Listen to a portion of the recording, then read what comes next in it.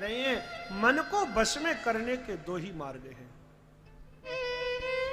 एक मार्ग है योग का मार्ग, आसन, प्राणायाम, ध्यान, धारणा, समाधि आदि जो योग के 8 अंग हैं, उन 8 योग के अंगों के द्वारा हम जो भगवान के चरणों में मन लगाते हैं तो मन संसार से हट करके भगवान में लग जाता है। लेकिन महाराज योग करना बड़ा कठिन काम है। हमारे पूज्यपाद महाराज श्री डोंगरे जी महाराज कहा करते थे, अगर भोगी योगी बनने जावेगा तो याद रखना योगी नहीं बन पावेगा, वह रोगी हो जाएगा।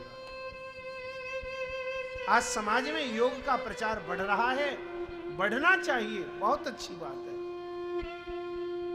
योग निरोग रहने का एक उत्तम साधन है, लेकिन हम योग करने से पूर्व मन में यह जरूर विचार कर लें, हम जो योग कर रहे हैं उसका उद्देश्य क्या है।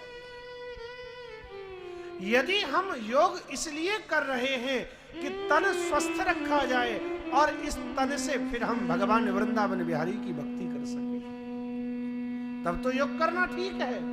लेकिन योग करके हम शरीर को इसलिए सही रखना चाहते हैं ताकि शरीर के द्वारा हम संसार के विषय भोगों को और अधिक लंबे समय तक भोग पावे, तो योग करना तुम्हारे जीवन की सबसे बड़ी दुर्घटना बन जाएगी।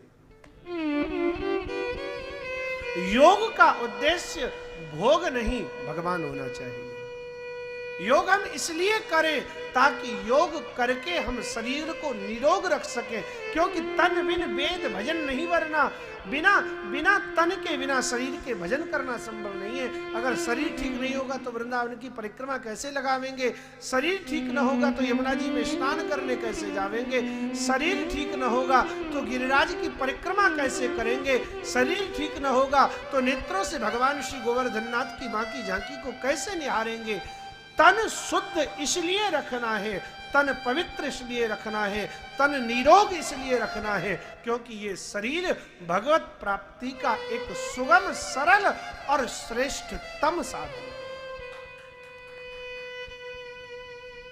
अगर योग का लक्ष्य भगवान है तो योग खूब कीजिए, आनंद आ जाएगा। लेकिन आज के समाज में योग करना इतना आसान नहीं है। आसन सबसे पहली सीढ़ी है योग की, लेकिन हम आसन से बैठ नहीं सकते। पहली सीढ़ी पर चढ़ने के लायक भी लायकात योग्यता हम में नहीं है, और हम सोचे हम 8वीं सीढ़ी पे पहुंच जाएंगे, मंजिल पर पहुंच जाएंगे। कहां संभव है महाराज। भगवान श्री शुकदेव कहते हैं, राजन, या तो योग के द्वारा मन को वश में किया जा सकता है या फिर भगवान की लीला कथाओं के द्वारा मन को वश में किया जा सकता है। इसलिए भगवान की कथाओं का अधिक से अधिक श्रवण और अधिक से अधिक गान मन को वश में कर लेने का एक सहज और सरल साधन है। शृण्वन् सुभद्राणि रथांग पाणेर जन्मानि कर्माणि च यानि लोके गीतानि नामानि तदर्थकानि गायन विरज्जो विचरित असंगः। भगवान के हाथ में चक्र है, सुदर्शन चक्र। भगवान का एक नाम है रथांग पाणी।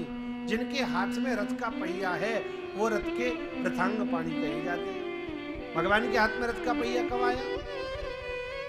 कब आया रथ का पहिया भगवान के हाथ में? जब महाभारत का युद्ध हुआ है, पितामह भीष्म ने अर्जुन को मारने के उद्देश्य से अर्जुन पर बाणों की वर्षा कर दिया है।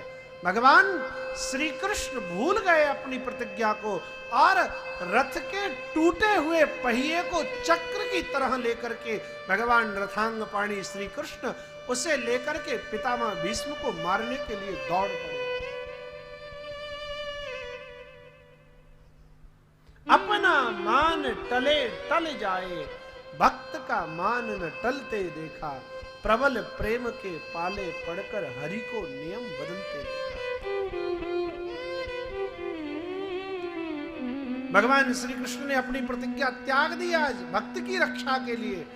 श्री कृष्ण की प्रतिज्ञा थी महाभारत में मैं कोई अस्त्र शस्त्र ना उठाऊंगा, लेकिन पितामह भीष्म को मारने के लिए रथ का पहिया लेकर के दौड़ पड़े। प्रसन्न हो गए पितामह भीष्म। कैसा अद्भुत प्रेम है।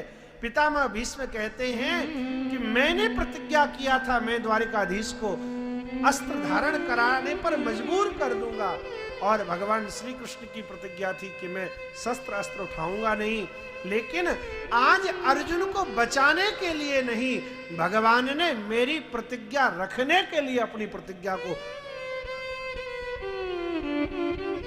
तोड़ दिया है, अपनी प्रतिज्ञा को छोड़ दिया। तो ये जो भगवान के हाथ में चक्र है ना, रथ का पहिया, ये क्या है? बोले ये काल चक्र है। भगवान इसे अपने हाथ में ही रखते हैं, अपनी मुट्ठी में रखते हैं काल को। और निश्चित बात है सारी की सारी सृष्टि, सारी की सारी परिस्थितियां सबके सब भगवान के वश में ही रहती हैं। इसलिए जो उनके हो जाते हैं, जो उनके चरणों में लग जाते हैं, फिर उन्हें किसी प्रकार की चिंता रहती नहीं है।